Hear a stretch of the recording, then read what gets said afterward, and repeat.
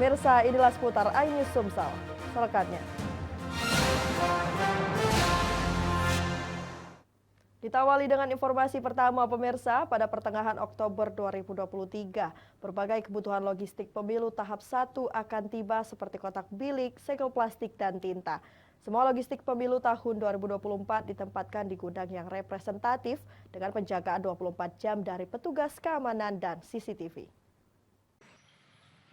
Komisi Pemilihan Umum Kabupaten Muara Enim telah melaksanakan berbagai tahapan dan persiapan guna memastikan pelaksanaan pemilu dapat berjalan lancar dan sukses. Saat ini KPU Muara Enim sedang mempersiapkan kedatangan logistik yang ditempatkan di gudang yang cukup memadai baik dari standar kelayakan maupun dari keamanan. Fairuzi selaku Kabag Keuangan Umum dan Logistik KPU Kabupaten Muara Enim mengatakan sedang mempersiapkan kedatangan logistik pemilu 2024 yakni dengan membuat rak-rak pengaturan sirkulasi termasuk kamera pemantau. Untuk logistik tahap 1 diperkirakan akan sampai pertengahan Oktober seperti kotak bilik, segel plastik, dan tinta. Logistik tahap 1 yang akan sampai ini diperkirakan di pertengahan bulan Oktober.